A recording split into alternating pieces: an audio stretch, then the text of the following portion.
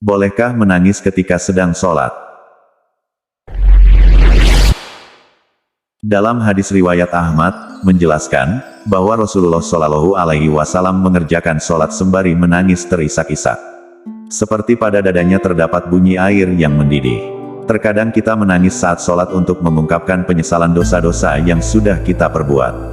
Mendapat masalah yang berat, dengan menangis saat sholat juga membantu untuk melegakan perasaan. Pasalnya hanya Allah Subhanahu wa Ta'ala, tempat untuk kita mengadu. Dialah tempat terbaik untuk mengutarakan semua isi hati sejujurnya. Bukankah hanya mengingat Allah Subhanahu wa Ta'ala, hati akan menjadi lebih tenang? Menangis karena kehusyukan adalah hal baik.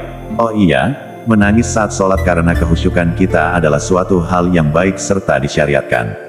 Selain itu, ini merupakan salah satu sifat dari orang yang soleh. Akan tetapi jika ada seseorang yang menangis hanya karena urusan dunia ketika ia sholat, maka alangkah lebih baiknya ditahan.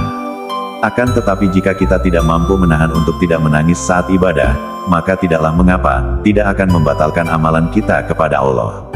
Menangis saat melaksanakan ibadah fardu itu boleh, karena tidak membatalkan ibadah kita, seperti penjelasan pada bagian sebelumnya, bahwa hukum menangis pada saat sholat adalah boleh.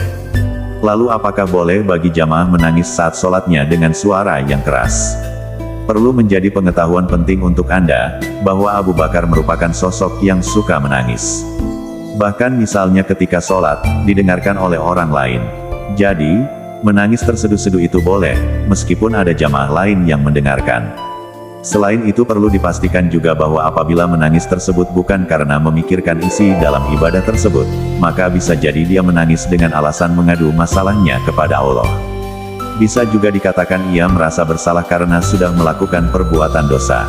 Suatu hari, ketika Umar bin Khattab melaksanakan sholat subuh dan menjadi imam, Umar membaca surat Yusuf kemudian saat sampai pada ayat yang artinya, aku mengadu semua kekhawatiranku dan kesusahan hatiku hanya kepada Allah Subhanahu wa Ta'ala.